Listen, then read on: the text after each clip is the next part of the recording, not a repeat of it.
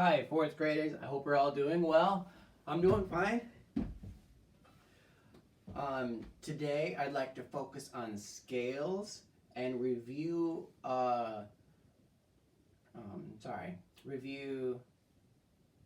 Swedish folk song to work on our G string notes, and then to work really hard on Ode to Joy. Ode to Joy is one of my favorite tunes. Of all of our beginner tunes, that one might be my favorite. Is Ode to Joy. So we need to work really hard on our G string notes and slurs. Our focus is on G string notes and slurs today. So let's just start off by saying that our G string notes are G, A, B, and C for cellos. And then for shoulder fiddles, our G string notes are the same, G, A, B, C. And then we can also play our pinky on that note, the D. The same as our open D is right there. And a slur is when our bow continues to go one direction and then our left hand changes. So while we're bowing a down bow, dum, our left hand throws on another note or it changes note backwards, like this. Bum. And I suggest you wait for your bow to be halfway done, ba-dum, before you move your finger. If you do it too soon, ba, then you only use this much bow, then the next note you have will only get like that much. Or on the other side, if you wait too long to switch your finger with your bow, ba, then your other note will only get like that much bow and it won't sound very good. G string notes and slurs. Okay, let's officially start. If you haven't tuned yet, please stop the video and go tune. You can check real quick right here.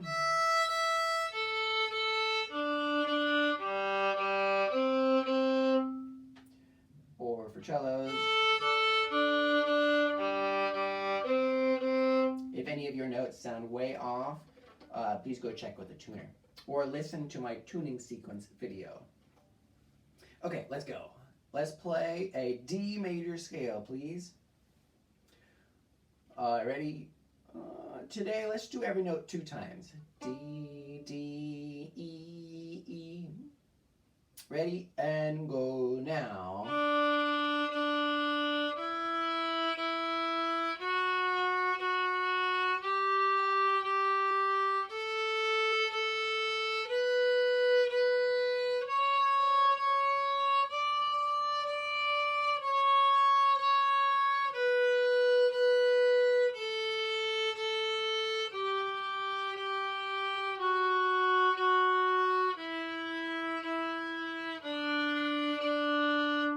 And again, ready, go.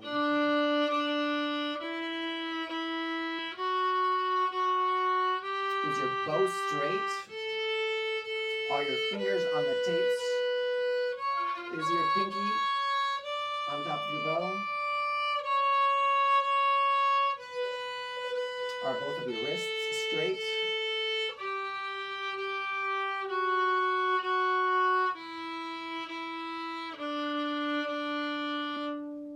And now just one note per note. Da, da, da. Ready, go.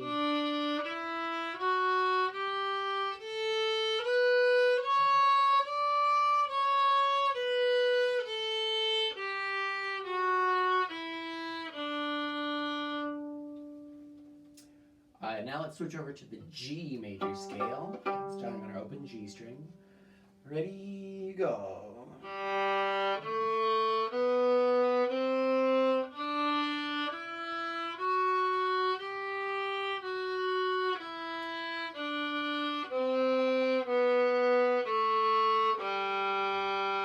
Now 2 notes per note. Ready, go.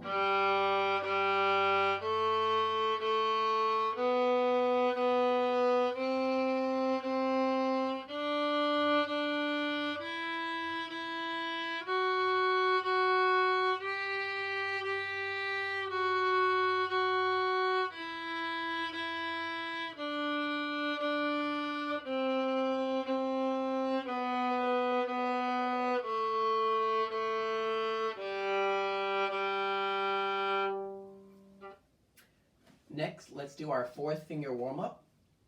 The fourth finger warm-up is where we go up and down all of the notes all the way up to our pinky on the A note of our D string. So it'll be D, E, F sharp, G, A, G, F sharp, E, D.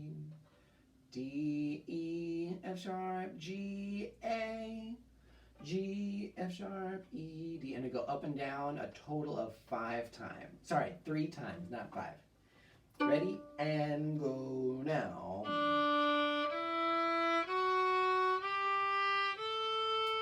Cellos can use open A, or you're welcome to try to shift up to your pink, your yellow dot.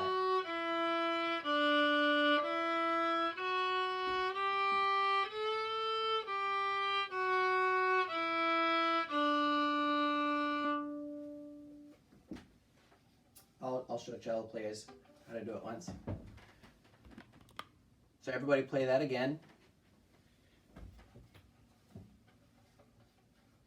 Cello players, you can shift up and play your first finger on that note, or you could just move your pinky just up a little bit so you can get up to your next tape right there. Most of us have a yellow dot right there. Here we go, fourth finger exercise again. Ready, go.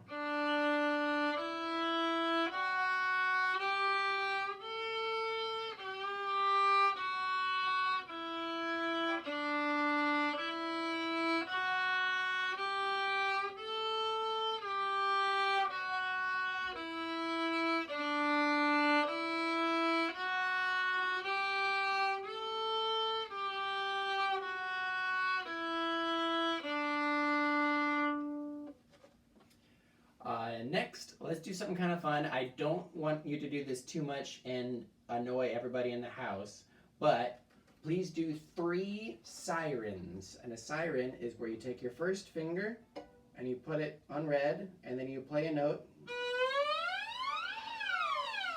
and you go all the way up.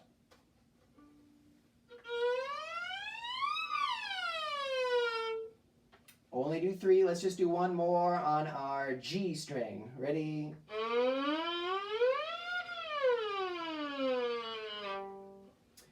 And please stop, because everybody will get annoyed. Please stop. Please stop. Let's move on to, let's skip to the clown, actually. Please take out the clown. I will play the regular clown, but if you think you're awesome at the variation, feel free to fit your variation into my regular clown. That just means you'll double some of my notes. Okay, here we go. Ready and go now. 1 and 2 and 3 and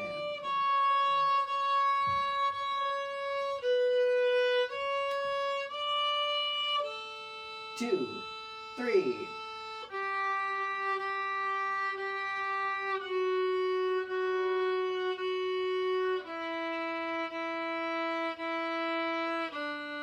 2, 3.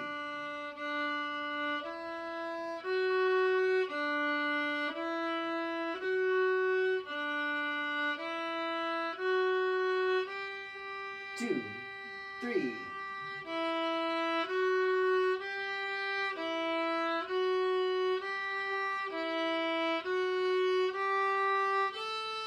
2, 3.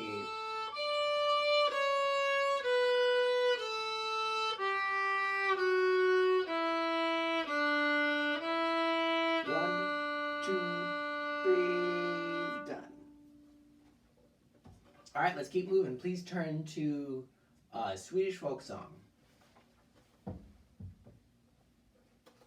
Swedish folk song. 1, 2, 3, 4.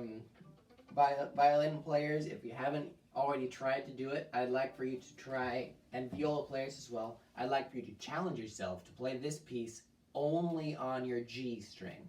Only on the G string, which means you start with all 4 fingers down. Da, da, da, da, da, da, da, da. Instead of playing open D, you'll play 4th finger D on the G string. And cellos, let's just stick with open D for now. Here we go. see. Ready? Swedish folk song. Ready and go. And 1 and 2 and 3 and 4 and... Sorry, I messed up. Ready and go. And 1 and 2 and 3 and 4 and 1 and 2 and 3 and 4 and 1 and 2 and 3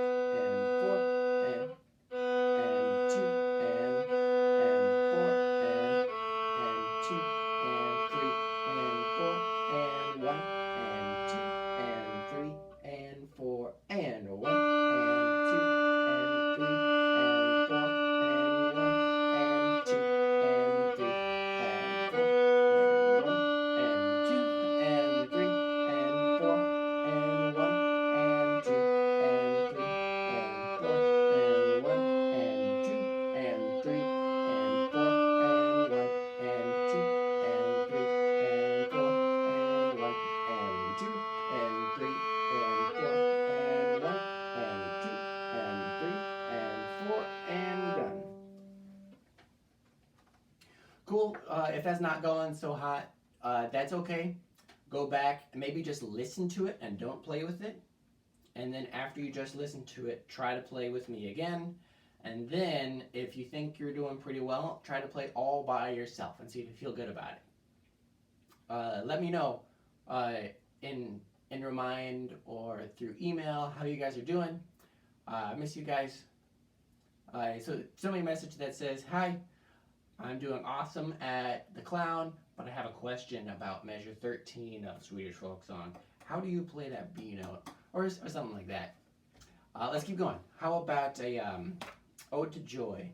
Ode to Joy was, if you don't have it, and you didn't watch the last video, it was in the last video for 4th graders, and it was in a link in the description that took you to a PDF of the music for it.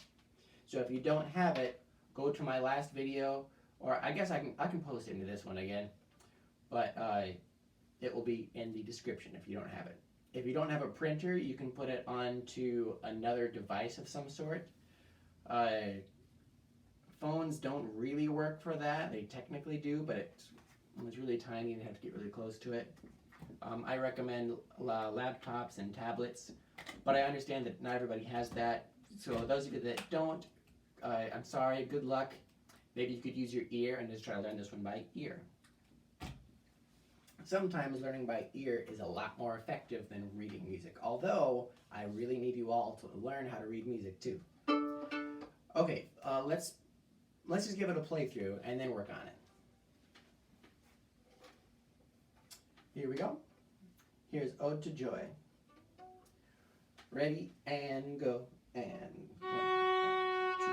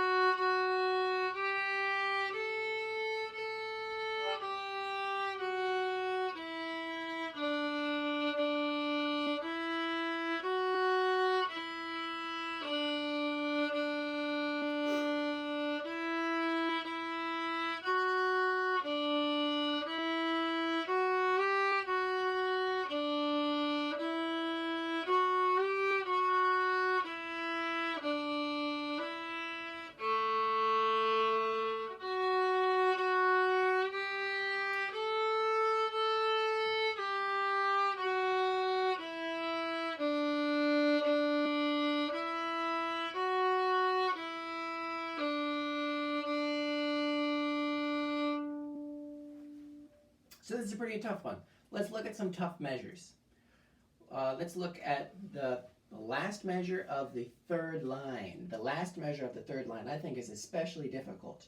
It includes a slur and a G string note. So let's just start up with the slur.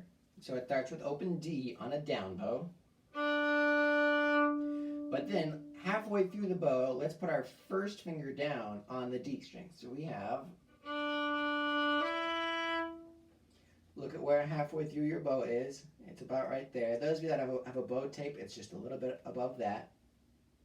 Those of you that don't have a bow tape, the bow tape is at a balance point right there, where the bow magically balances right there. Please don't drop your bow.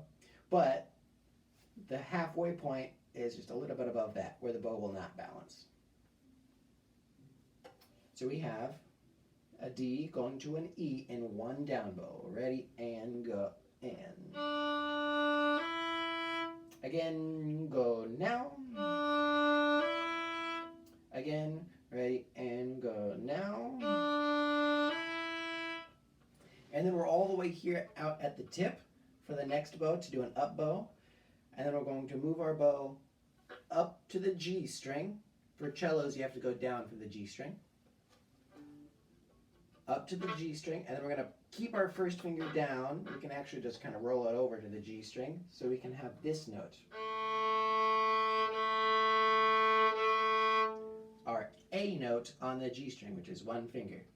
So we have down, down, and then up on the A note of the G string.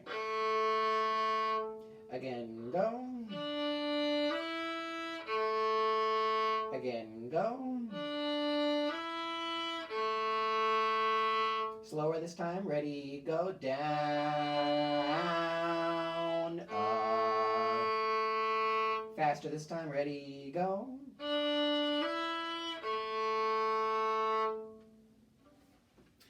That might be the toughest measure. Another tough measure is da da dee do da da da dee do.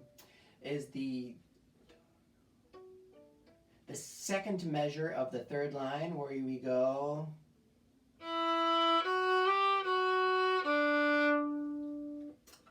da da da da da. You'll notice on beat 2 we have an F sharp and a G that are eighth notes. They are T, T, ta, ta. 1, 2, and 3, 4. 1, 2, and 3, 4. 1, 2, and 3, 4. And on top of that, there's also a slur on those two fast notes. So from the F to the G, we keep our bow moving in the same direction. Maybe we don't use our entire bow for this one because they are shorter notes, because it might be a little silly to go. So maybe just about half the bow. And for violins.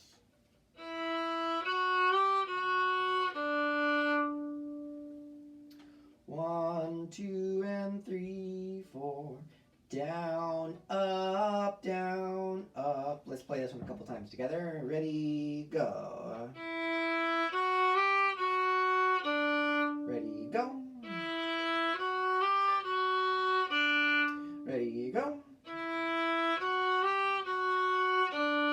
Slower this time. Ready, go. Down, up, down, up.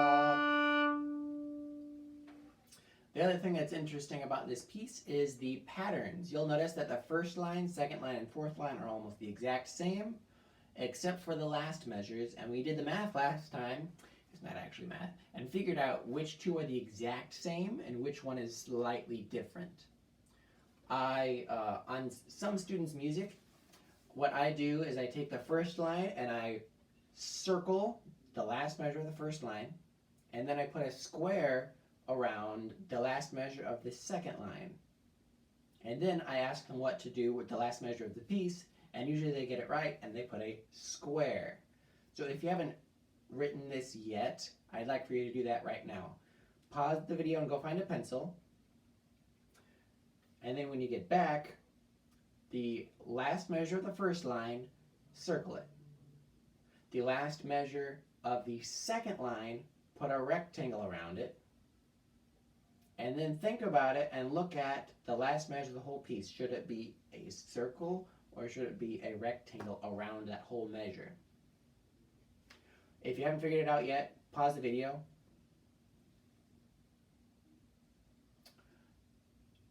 And hopefully we all arrived at the correct answer. The last measure of this song should be a rectangle because it's the exact same notes as the second time that it comes around. So I hope this video helps. If you have any trouble with any of those pieces, go back, listen, play with, play without. Just listen, then play with, and then play without me. Message me on Remind or email if you have any questions at all. I'm here to help. All right, bye guys. Have an awesome day. Oh, sorry. For next time, keep working on that piece, and I'll include a new piece in the description. Some of you might have the new piece, but not all of you will. But go ahead and find a way to start practicing the new piece in the description. Good luck.